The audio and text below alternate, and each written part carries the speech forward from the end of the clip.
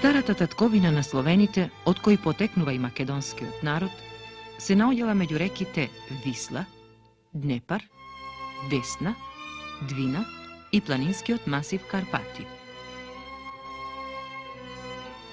Тие овде биле здружени во родовни организации, кои во еден период почнале да се преселуваат во други краишта.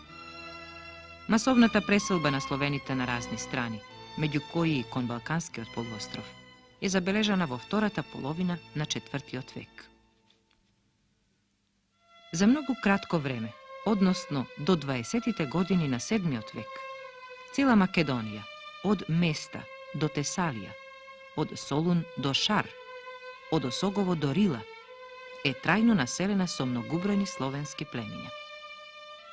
Од досегашните историски извори, на територијата на Македонија живееле племињата Драговити, Велегезити, Брсјаци или Берзити, Сагудати, Ринхини, Струмјани, Смолјани, а подоцна се спомнуваат и мијаците. При населувањето во Македонија, словените ги рушеле старите населби и се населувале во нови, на кои им давале нови словенски имиња. Ако останала некоја населба сочувана, тие во неа се населувале и давале ново име или го променувале старото. Например, Скупи го промениле во Скопје, а Стибо во Штип, Била Зора во Велес, Лихнидос во Охрид и така натаму.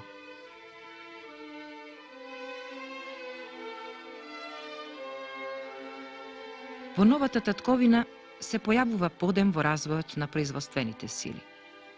Погодната географска положба, како и влијанието од староседелското население и напредниот сосед, придонесле да се развие земјоделството, сточарството, овоштарството, лозарството, рибарството, пчеларството. Сето тоа пак придонело да се развие и занаетчиството. Во тие рамки најмногу отскокнувале ковачкиот, дрводелскиот, кожарскиот, ортомаџискиот, кајачкиот и оружарскиот занает. Меѓу споменатите занаети отскокнувала и вештината во изработка на кајчиња, издлабени од дрвото моноксили.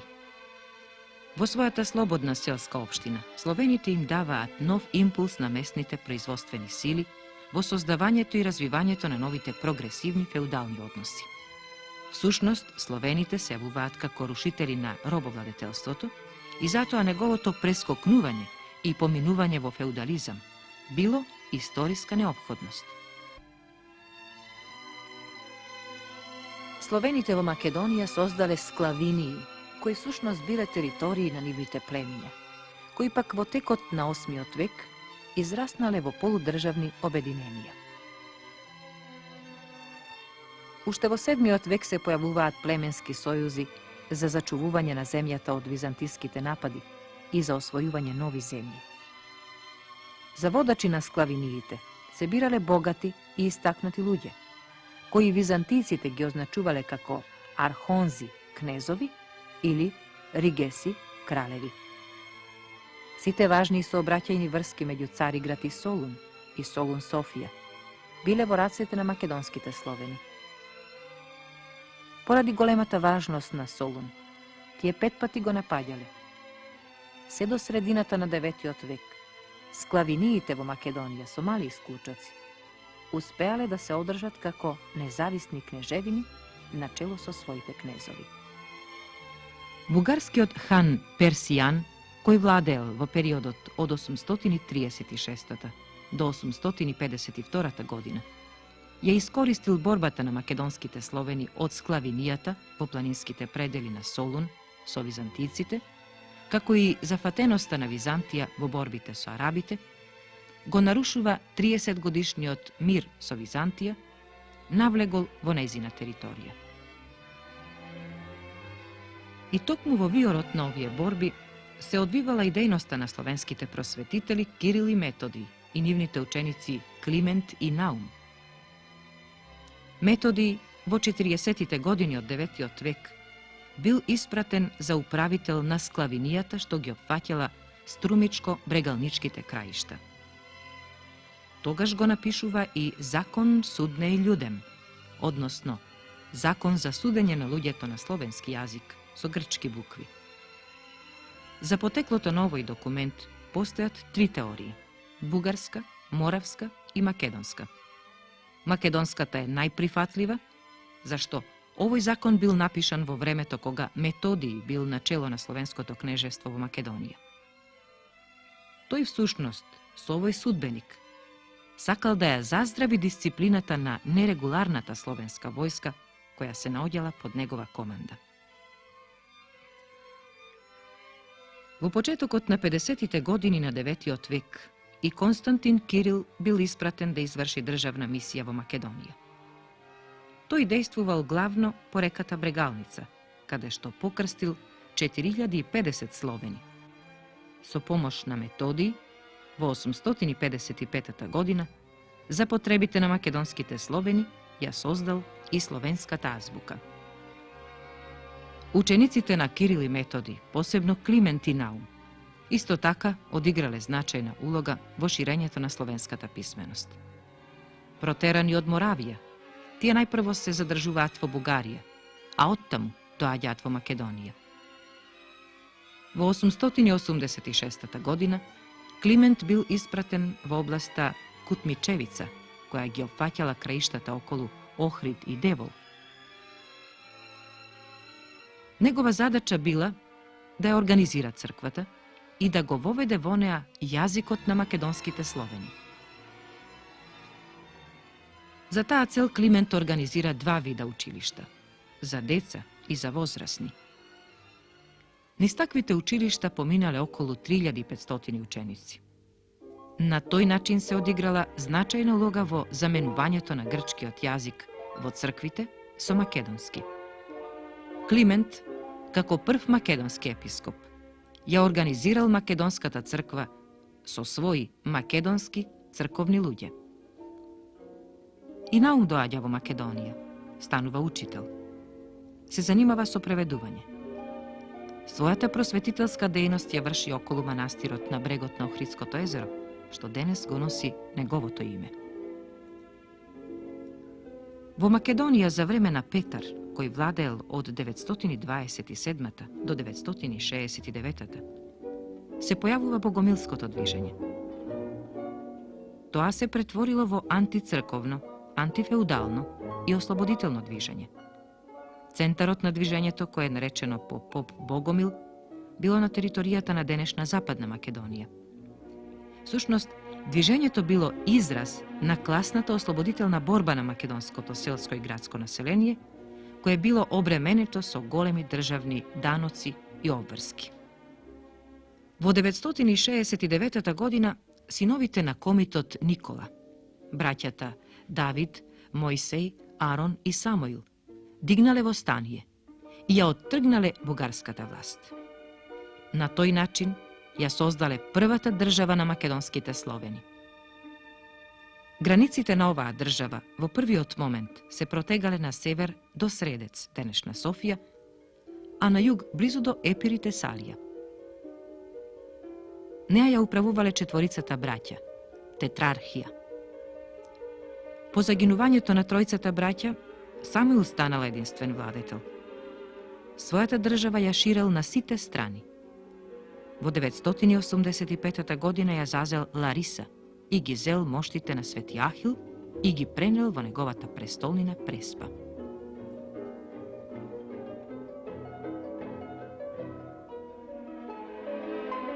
Во летото на 986 година Василий II тргнал во борба против Самуил, но бил поразен кај Ихтимановиот проход, Трајановата врата.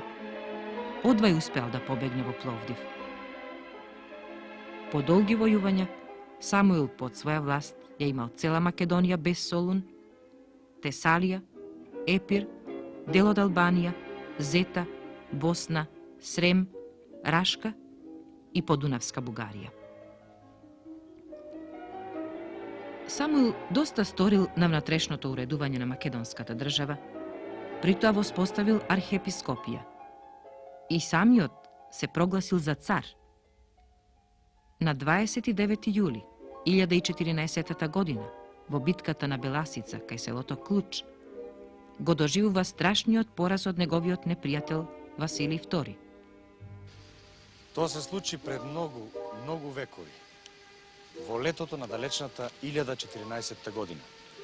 Во ова поле, што го гледаш вчепчено помеѓу две планини, Беласица и Огражден, а кој на исток завршува некаде под колената на Пирин планина. Во една јулска вечер беа распнати многу шатори. Пред шаторите, во групи, разговараа или се одмораа изморени од многу победоносни битки Самуиловите војници. Иако беше јули, кратката летна ноќ беше густо топла, запорничава и темна како рог. Царот одеше од група до група, од шатор до шатор. Разговараше со своите војни како со своји родени синови. Ги насрчуваше, подготувајќи ги за блиската битка. Византијците се наоѓаа од кај јужната страна на планината, а нив ги предводеше императорот Василий II. Византиските легиони во најсовршена тишина ја минаа Клучката клисура, па како огромна, но безшумна лавина, на која никој не е во состојба да ја процени силата и урнувачката моќ, се истурија во полето. Теофилакт, кој ги предводеше непријателските војници, кога виде дека при опколувањето на Самуиловата војска речиси и не најде на некој посериозен отпор, силно и отсечно искомандува: удрете на варварите момци, сега или никогаш. Многу Самуилови војници уште на почетокот на борбата паднаа убиени од отровните стрели, од острите мечови и од долгите копја на непријателот. Но набргу и тие се созедоа и со сета сила награвалија да го одбијат нападот. А оружјето звечкаше безпрестан. Полето беше претворено во арена на најужасната смрт. Планинските долини ечеа од криковите и овкањата на илјадници ранети на смрт војници. Тоа беше ден кога живите им завидуваа на мртвите. Црвената струмешница беше преполнета со човечки трупови и конјски мрши. Крвта се излеваше од незиното корито и го поплавуваше полето на несреќата. Стравотната крвава битка траеше до доцните пладневни часови. Ромеите ги заробија Самуиловите војници и овде, крај овие бразди, со усвитени врвови од стрели и мечови, им ги вадеа очите. Во своите сурови срца најдео само толку милост за на секој 100 војник да му остават по едно око. Тие да ги водат слепите колони кон својот несреќен цар. Утредента една огромна 15.000 армија од здрави и силни мажи, но без светлина, без сонце и без звезди во очите, тргна кон Прилеп да му се поклони на својот цар. Водине, о Самоиле, ние и слепи ќе ја браниме својата слобода и слободата на нашите деца, но не дозволуваме да му бидеме робови на никого. Робството е потемно и пострашно и од сопственото слепило. Самуил ги пречекал ослепените војници и се онесвестил. По освестувањето, подвадена, на 6. октомври 1014 година умрел. Го наследиле неговиот син Радомир Гаврило, а потоа роднината Владимир. Во февруари 1018 година Самуиловата држава се распаднала и целосно потпаднала под власта на Василий II. Од 1037 година, кога умрел и последниот архиепископ од словенско потекло, на престолот доаѓале архиепископи грци. Временските непогоди и нападите од печенезите уште повеќе отежнувале положбата и во 1040 година се дигнале на востание на чело со Петар Делјан, внук на Самуил. Востанието забележало голем успех. Исто така се дигнало и друго востание во 1072 година на чело со Ѓорѓи Војтех. И ова востание имало успех, но подоцна било задушено во крв. На крајот на 12 век, откако се осамостоил феудалецот Добромир Хрис, забележал проширување на своето владење во Пелагонија, Тесалија и Стара Грција. Со паѓањето на Византија под ударот на четвртиот крстоносен поход, во соседство на Македонија израснале две држави. Епирското деспотство и Солунско-латинското кралство, формирано од крстоносците.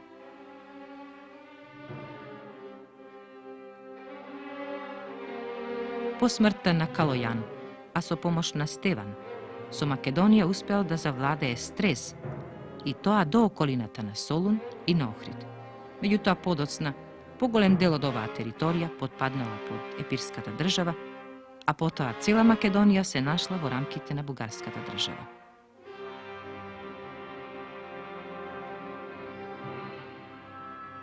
Во времето на Милутин, 1282-1321 година, започнале српските заземања на македонска територија.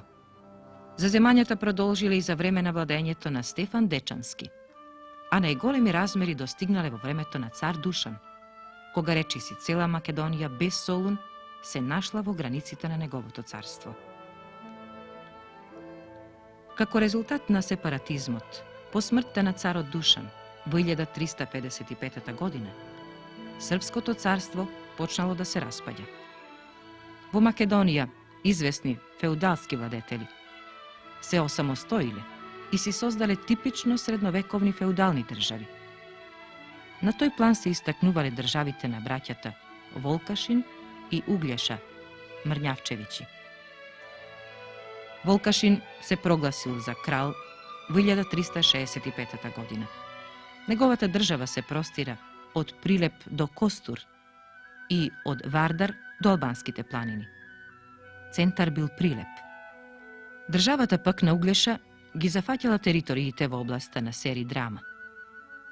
Двајцата браќа со 60.000 војска, претежно македонци, тргнале во борба против турците. На 26. септември 1371 година, кај местото Черномен, на десниот брег на реката Марица, се судриле двете војски. Во оваа битка и двајцата браќа загинале. Последиците од оваа борба биле судбоносни не само за Македонија, туку и за целиот Балкански полуостров. Македонските градови постојано паѓале под турско-османлиска власт. Во поранешните Волкашинови краишта владел неговиот син Марко Крале. Во народните песни е опеан како храбар и непобедлив борец. Постил Марко велико и пости, 7 пати лепние каснало, 8 пати вода се напило. Кога беше на ден на Великден, рано стана манастир да одит и причесна тамо да си земи. Му говори неговата мајка: не си земај, Марко, остра сабија, не си земај тешка боздугана, да не би по пато грев да сториш. Марко мајка смерно си послуша, не си зеде тешка боздугана. Коња спремат Маркова невеста и на коњот тивко му говорит: ој ти коњо, море шарен коњо, ке ти сложа шарени дисаги, во дисаги жлта боздугана и до него таа остра сабија. Ко ќе видиш Марка на ихтиза, да му кажеш: оти сабја носиш, и со неа жлта боздугана. Тргна Марко рано на Великден, кога беше среде гора зелена, што си стрете 3 синџири роби, да и тера црна арапина. Се разжали Марко, се растажи, што си нема жлта боздугана, што си нема тај остра сабија, па отмака сам себе прокална. Бог да бие тој што слуша мајка.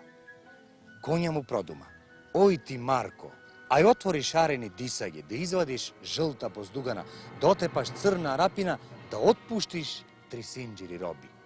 Весел Марко коња си послуша и одврза шарени дисаги, па извади жлта боздугана, си раздипли тај остра сабја, си отепа црна арапина и отпушти 3 синџири роби. Во североисточниот дел на Македонија владееле браќата Дејановци, Јован и Константин, сите како турски вазали.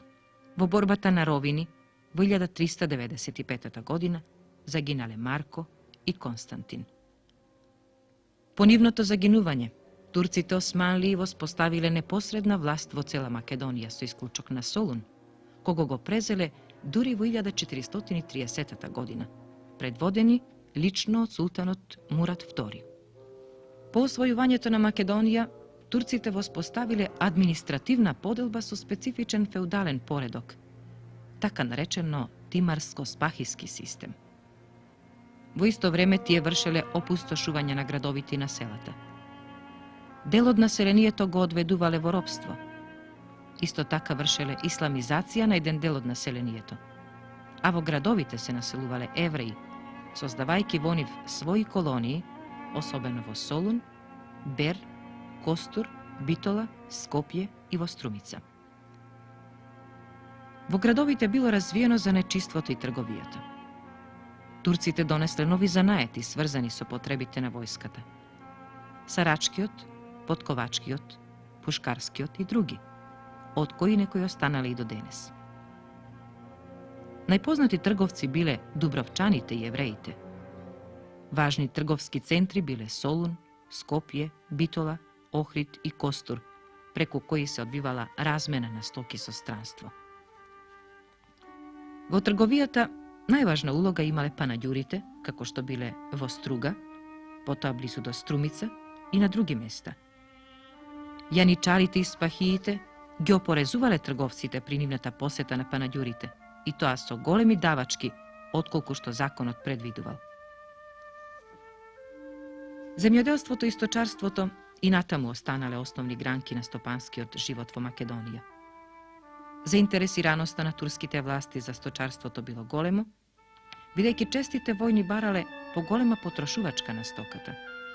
Особена грижа му била посветувана на рударството, особено во времето на султанот Сулејман Законодавецот во 16. век.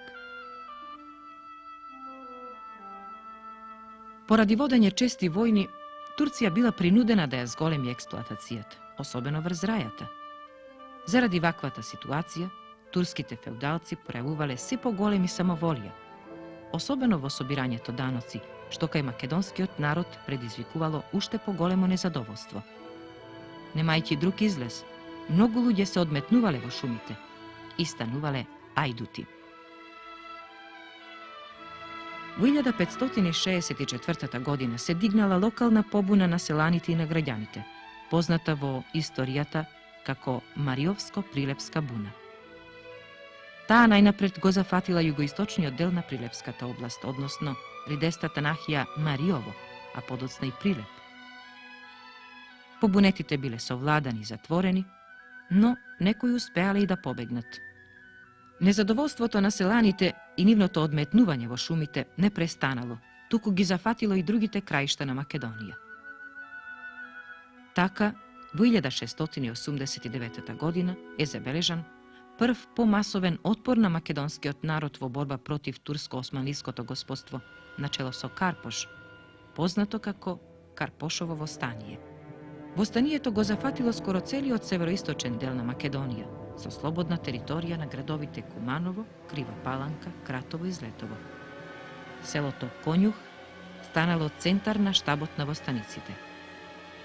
Австро-турската војна во тоа време, покрај тешката општествена, економска и политичка положба на македонскиот народ, била една од причините востанието да добие пошироки размери.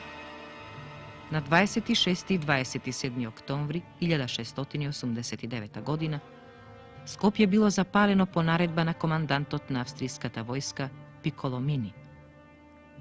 Турската војска тргнала преку Ќустендил, прво да го задуши востанието, а потоа да замине во борба против австриските војски. Огорчена борба се водела во правец на Куманово, каде што востаниците биле поразени, а Карпош бил заробен, потоа префрлен во Скопје и на камениот мост набиен на кол.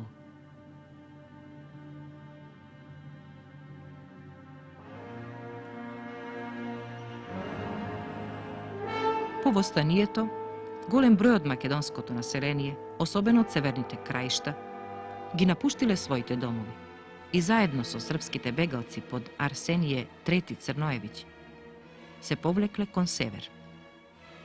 Поради честите војни што ги водела Турција, пред се против Австрија и против Русија во 18. век, и заради зголемениот притисок на јаничарите, спахиите и лихварите, селаните биле принудени масовно да ги напуштаат селата и да одат во градовите. Незадоволството на народот станувало се посилно. Со населувањето на македонските селани во градовите се менувал составот на тоа население. Имено тоа биле први никулци на новата класа, што подоцна ќе започне борба за рушење на феудалниот систем. Со паѓањето на Македонија под турско-османлиската власт, Охридската архиепископија продолжила да екзистира како единствена средновековна феудална установа се до 18 век. По скоро 8 векови независност престанала да постои како автокефална црква. Последниот архиепископ Арсений, по потекло македонец, поднел оставка и заминал за Света Гора. По окупацијата на Македонија од страна на турците османлии, не престанала и културно-просветна работа.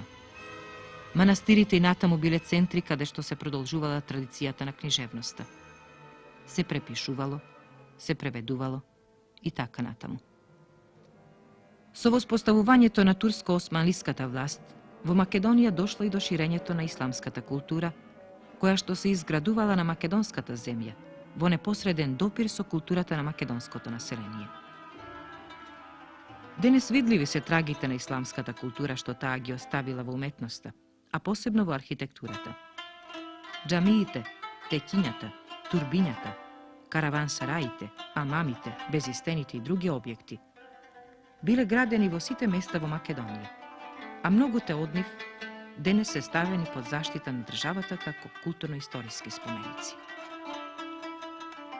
И покрај отежнатите услови, рушење на црквите, а почесто нивното претворање во џамии, како што била Света Софија и Свети Пантелеймон во Охрид.